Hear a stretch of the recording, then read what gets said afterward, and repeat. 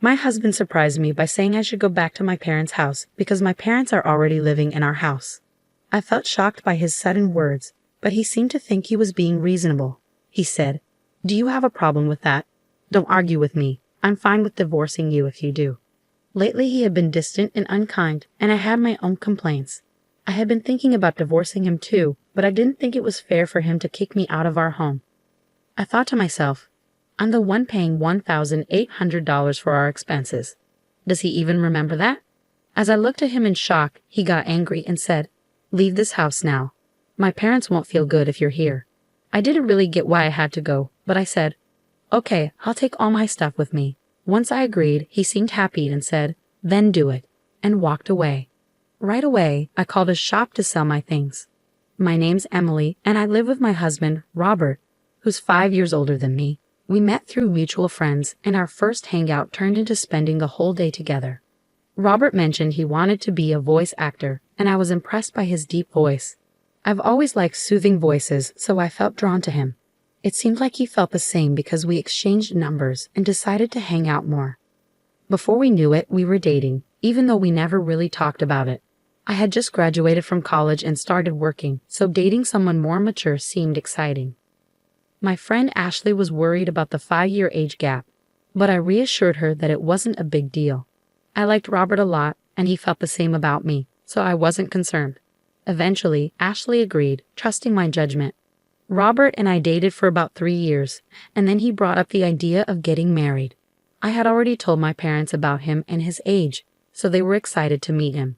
With their expectations in mind, I often wondered when he would propose. He ended up proposing during one of his usual visits to my apartment, where we just hang out and relax. It wasn't the most romantic setting, but it felt like something Robert would do, and I was okay with that. When he asked, I simply said, "Sure, let's get married." So maybe we were both a little casual about it. After that, we visited each other's parents, but I didn't really connect with Robert's parents. When we went to Robert's family home, it was filled with what looked like old-fashioned items, but they seemed to be fake.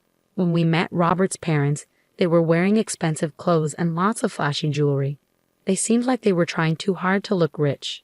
Our tastes and values were very different, and I didn't think we would get along.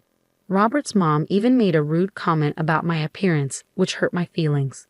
I was surprised that the parents of the man I wanted to marry acted like this. But in the end, it's Robert and I who are getting married. If I don't like his parents, I don't have to spend much time with them. So I decided not to let it bother me too much. After we got married and moved into our condo, Robert seemed worried about something. "Hey, who was that woman in the blue dress at our wedding?" "Which woman in a blue dress?" There were a few guests at our wedding who wore blue, so I couldn't figure out who he was talking about based on that alone. "You know, the one who gave a speech as your best friend." "Are you talking about Ashley?" "Yes, she was wearing a blue dress." When Robert said this, he seemed a bit uneasy. "What's wrong with Ashley?" I asked, confused by his reaction. "Oh, it's not a big deal. The other day, I thought I saw someone who looked like her when I was going to work. That's when I remembered she gave a speech as your best friend at the wedding." I was confused by Robert's sudden interest in Ashley and his flustered demeanor, but he just laughed it off and went to his room before I could ask more. A little while later, Ashley called me with some news. "Listen, Emily, my boyfriend's coming back to the US next year." Ashley had been dating her boyfriend since high school. They'd known each other since elementary school, but he moved away in middle school. They kept in touch through letters and finally reunited in high school when he confessed his feelings for her. I always loved hearing Ashley's love stories. Despite her boyfriend being away working at an international branch for a few years, they stayed close and communicated regularly. "Do you think he might propose once he's back, and then you guys will get married?" "Oh, Emily, you're always jumping to conclusions. Just make sure to invite me to the wedding. I promise I'll give a heartfelt speech." "Of course. After the beautiful speech you gave at your wedding, I'll definitely need you to do the same for mine."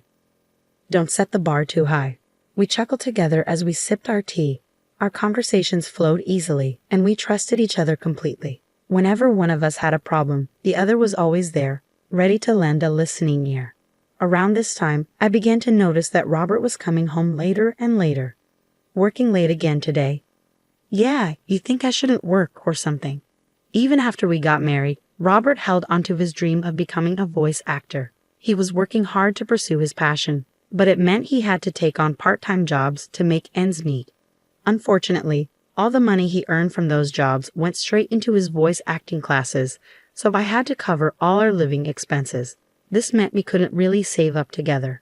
As time went on, I realized that Robert wasn't willing to give up on his dream for the sake of our family. I started to worry about how much overtime Robert was putting in at his part-time job. It added to my concerns about our financial situation. Hey, haven't you been working too much lately? They shouldn't be making you do so much overtime, even if it's just a part-time job. I told you I'm fine. More money is always better. Just keep your opinions to yourself. By then, Robert had stopped using my name and just called me you. When we got married, I thought you would speak to me kindly and more often, but it seemed like harsh words were all I heard from him. His once gentle voice had turned rough, and he started drinking a lot. Sometimes his voice even sounded hoarse, which worried me because voice acting requires a healthy throat.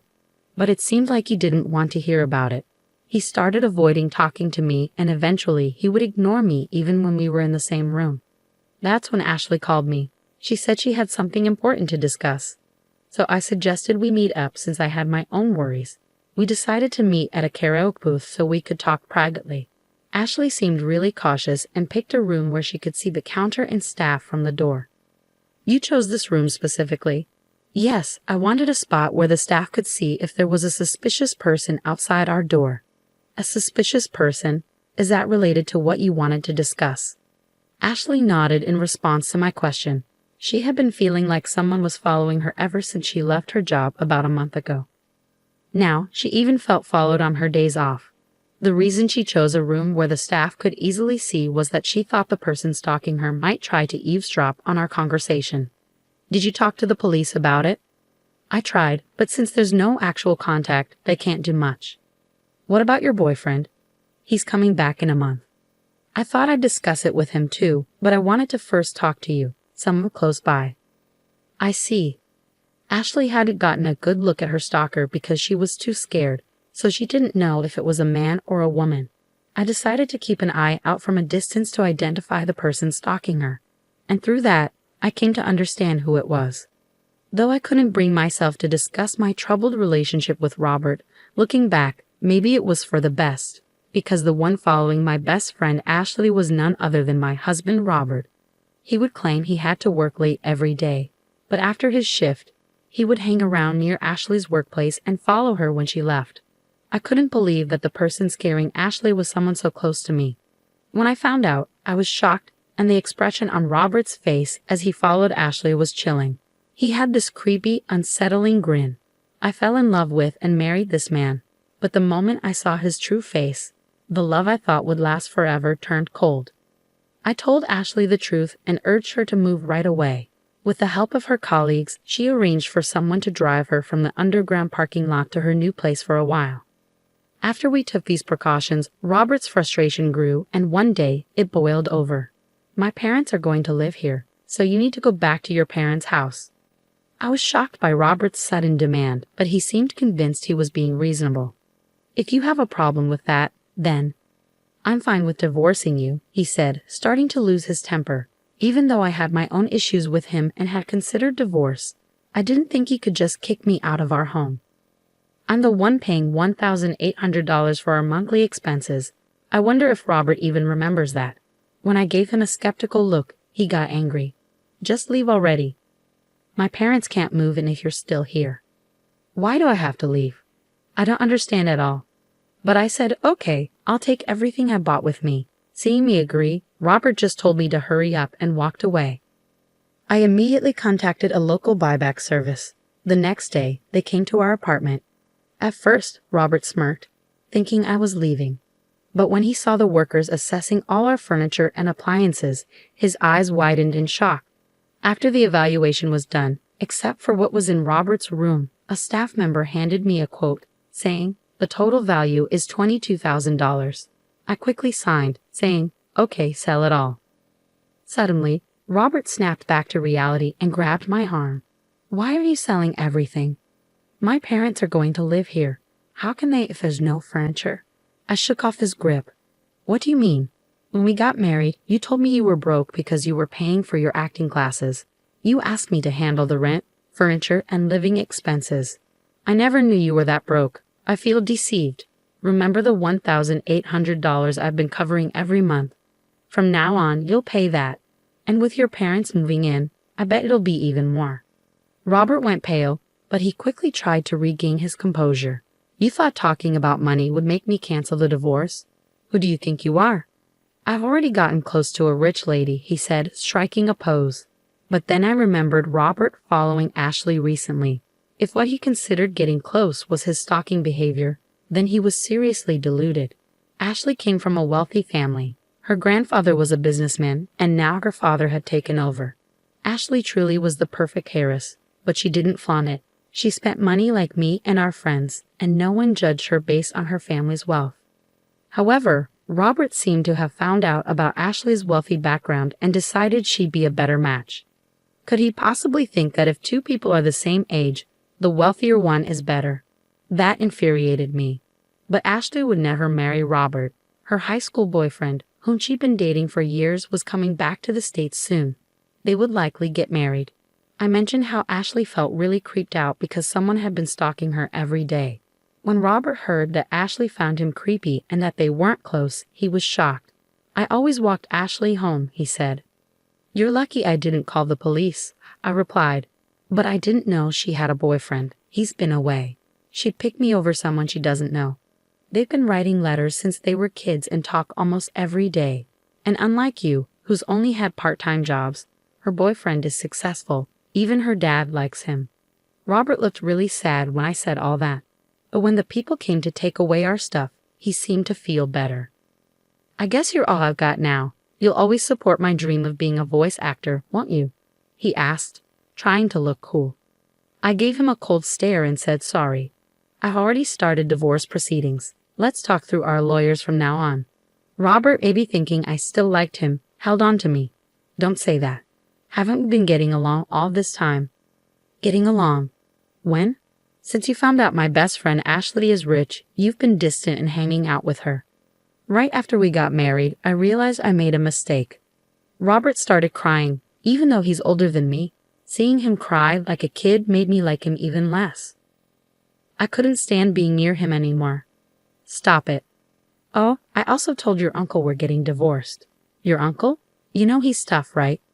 Well, I've been paying all the rent and bills until now. When I told your uncle I might leave, he said he'd make you work for him. That means I can't keep studying voice acting.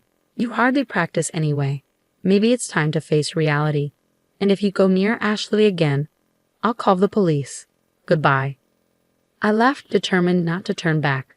For now, I'll stay with my parents, but I might move closer to work if I find a good place. As for Robert, his uncle made him work at his company just like he said he would. Then Robert's parents, who were planning to live off him after he married Ashley, also moved in. They all ended up working for the uncle. It seems like taking advantage of people runs in their family. I'm just glad I got away from that toxic situation. Age doesn't matter much, but I'll be more careful choosing my next partner. On a brighter note, after things settled with Robert, Ashley invited me to her wedding. She introduced me to her long-term boyfriend, and I truly wished them happiness. My marriage didn't work out, but I hope Ashley's lasts a long time.